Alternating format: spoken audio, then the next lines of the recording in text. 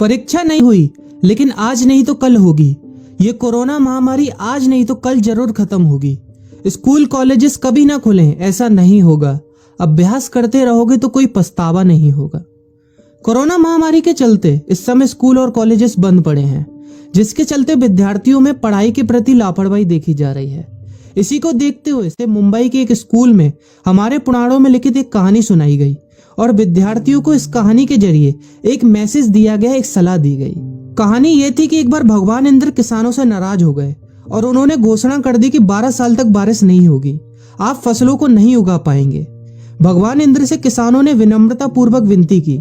किसानों की विनती को देखते हुए इंद्र ने बड़ी चालाकी से बारिश न होने का सारा श्रेय भगवान शिव के ऊपर डाल दिया और कहा कि बारिश तभी संभव है जब भगवान शिव अपना डमरू बजाएंगे।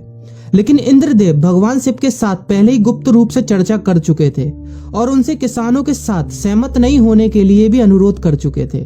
जब किसान भगवान शिव के पास बारिश के लिए विनती करने के लिए गए तो उन्होंने भी कह दिया कि बारिश तभी होगी जब मैं 12 साल बाद अपना डमरू बजाऊंगा। निराश होकर वापस लौटते किसानों ने 12 साल तक इंतजार करने का फैसला किया। लेकिन उनमें से एक किसान वापस लौटकर नियमित रूप से अपना काम कर रहा था, खेती कर रहा था, यहाँ तक कि बीज भी बो रहा था। अन्य किसानों ने यह देखकर उस किसान का मजाक उड़ाना चालू कर दिया। कुछ किसानों ने उससे पूछा भी कि आप अपना समय और ऊर्जा क्यों बर्बाद कर रहे हैं, जबकि आप जानते हैं कि 12 साल तक बारिश नहीं होने वाली।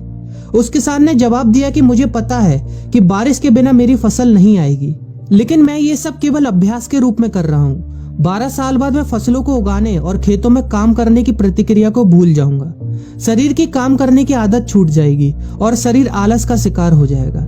इसलिए मैं अभ्यास करता रहता हूँ कि जब 12 साल बाद बारिश होगी तो मुझे काम करने में मुश्किल नहीं होगी। जब इस किसान की ये बात पार्वती जी को पता चली तो उन्होंने भी चिंतित होकर शिव जी से कहा, आप भी 12 साल बाद डमरू बजाना भूल सकते हैं। यह सुनकर भगवान शिव भी चिंतित हो गए, इसलिए कहीं वो डमरू बजाना भूल तो नहीं गए, इसकी जांच करने की सोची और अपना डमरू उठाकर बजाने की कोशिश करने लगे। कोशिश करते हुए जैसे ही डमरू से आवाज आई वैसी बारिश होने लगी और जो किसान नियमित रूप से अपना काम कर रहा था उस किसान का खेत फसलों से हरा भरा हो गया। लेकिन बाकी सभी बारिश का इंतजार करते किसानों को पछतावा हुआ, क्योंकि उन्होंने अभ्यास करना भी छोड़ दिया था। इसी तरह 2 सप्ताह बाद, 2 महीने बाद या 2 साल बाद लॉकडाउन समाप्त हो जाएगा। कोरोना महामारी भी खत्म हो जाएगी।